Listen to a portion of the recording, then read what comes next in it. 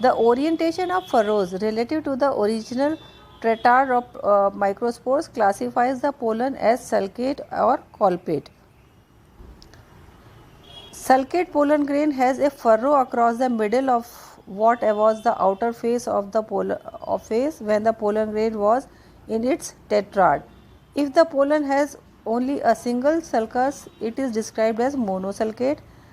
Has two sulci, then bisulcate, or more than polysulcate. Colpate pollen has furrows other than across the middle of the outer faces. Eudicots have pollens with 3 colpi or with shapes that are evolutionarily derived from the tricolpate pollen. The evolutionary trend in the plants have been from monosulcate to polycolpate or polyporate pollen. Additionally, gymnosperms pollen grains often have air bladders or vesicles called sacci. The sacci are not actually the balloons but are sponge-like and increase the buoyancy of the pollen grain and help keep it afloat in the wind, as most gymnosperms are anemophilous. Pollen can be monosaccate or bisaccate containing 2 sacci. Modern pine, spruce and yellowwood trees are all the saccate type of pollen. यहाँ पे ये देखिए कई प्रकार करके आपको स्कल्प्स दिखाए हैं पोलन ग्रेन्स के ऊपर. ये देखिए ये देखिए लंबा है ये अपर्चर और ये देखिए इस पर कई प्रकार के स्कल्पचरिंग है ये. देन आ जाता है sporoderm stratification. The pollen wall, the sporoderm is generally stratified, that is layered. Pollen की जो वॉल है वो लेयर्ड होती है. The walls of the mature pollen at least in the angiosperm consist of 2 fundamentally different layers, the intine and the outer acetolysis resistant layer exine composed of sporopollenin.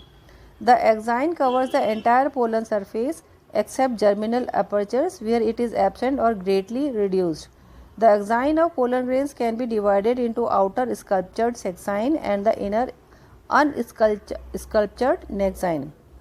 Sexine again consists of 2 layers, the outer exosexine and inner endosexine. The sexine is generally constituted of a set of radially directed rods supporting a roof-like structure, tectum or tagellum, which may be partially perforated or completely absent. Rod supporting the tectum is also known as columella, and the rods not supporting anything but standing vertically on the neck side are called bacula. Columella are usually simple but may be branched. In composite, the columella are either distally branched, digitate, approximately branched या conjuncate, और sometimes the columella hang down from the tectum जैसे कि कैरियोफिलेसी में देखने को मिलता है. The nexine has been divided into 2 layers, namely nexine 1 and nexine 2. Then Nutt Faegre 1964 proposed an alternative terminology for exine stratification.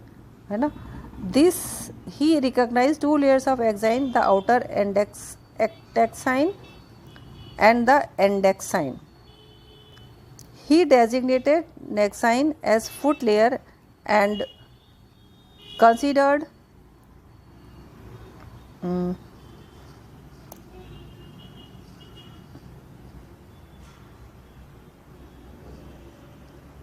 it to be the basal part of ectexine for its identical chemical composition and staining property, such as that of sexine. ये देखिए ये वही है. ये different scientist ने अपने according different इसको nomenclature दिए हैं. ये जो लेयर है ये देखिए इसके नीचे की लेयर को एंडेक्साइन नाम दिया है, और ये जो रेडिएटिंग रॉड लाइक स्ट्रक्चर है ये कॉलुमेला है, एंड अपर लेयर फिर से ये एक लेयर बना लेती है, इसको कि टेक्टम नाम दिया है. अब देखिए इन्हीं को ही जो है वो ऊपर वाली इस लेयर को एंडेक्साइन नाम दिया गया है, और ये पूरी की पूरी यहाँ तक आ गई एक्साइन, या इसको सेक्साइन नाम दिया गया और इसको नाम दिया गया नेक्साइन. ये स्पोरोडर्म स्ट्रैटिफिकेशन है. और यहाँ पर हम ये देख लेते हैं कि ये टेक्टम का नेचर, ये टेक्टम देखिए, ये टेक्टम है इम्परफोरेटम, और यहाँ पे देखिए दूसरे डायग्राम में है टेक्टम परफोरेटम, है ना। इसमें क्या है, सेमी टेक्टेबल जो है वो पोर्स हैं। फिर थर्ड आ जाता है सी टेक्टम परफ्यूरेटम। फोर्थ आ जाता है डिजिटल कॉलुमेला, यहाँ पे ये देखिए digital columella. And the next is conjunct, and next is intectate type of apertures. ये डिफरेंट टाइप के हैं सारे pollen sculptures.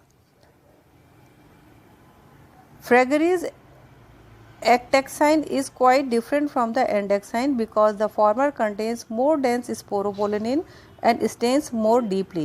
The ectaxine may be regarded as three-layered structure in which granules form small columns, columella, thus dividing an outer tectum and inner foot layer strata. The endexine is often well developed in dicots but is virtually absent or have it only the apertural region in monocots.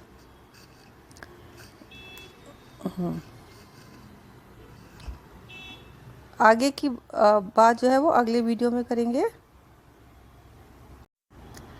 पिछले video के continuation में ही, जहाँ पे मैं pollen grain के structure के बारे में बता रही थी, उसी के कंटिन्यूएशन में ही ये लेक्चर है। इन सम टेरिडोफाइट स्पोर्स या पॉलीपोडिएसी जैसे कि एग्जांपल में, and a few gymnosperms pollen, there is a highly loosely organized sporopollinous envelope called parine covering the axine. ये देखिए ये है, ये इसको parine कहा गया है यहाँ पे। The parine may be continuous or sometimes folded in various ways. In some gymnosperms, especially among conifers, the ectaxine enlarges to form bladdery wings, जिनको कि सेकस या सेकाई कहते हैं। जनरली 2 जैसे कि पाइनस, सीड्रस एंड एबीज में पाया जाता है, और 1 जैसे कि सुगा में हो है। Pollen apertures are regions of pollen wall that may involve axine thinning or a significant reduction in axine thickness. They allow shrinking and swelling of the grain caused by the changes in the moisture content. The process of shrinking the grain is called the harmomegaly. The elongated apertures or furrows in the pollen grain are called colpi या singular colpus, or sulci या singular sulcus. Apertures that are more circular are called pores. ये बात हमने पहले पढ़ ली है, इसको diagram की तरह के माध्यम से मैं आपको दिखाना चाहती हूँ। ये देखिए यहाँ पे Gymnosperm pollen grains often have air bladders or vesicles called sacci. The sacci are not actually balloons but are sponge-like and increase in the buoyancy of the pollen grain and help to keep it afloat. देखिए ये है Lilium का pollen grain, ये monosulcate है। Pollen grain of Arabis showing 3 colpi, pollen of Oenothera triporate, और इस तरह से ये इनका स्कल्पचरिंग है। Modern pine, spruce and yellowwood trees are all produce saccate pollens. तो ये थी जानकारी पोलन ग्रेन्स के स्ट्रक्चर के बारे में। थैंक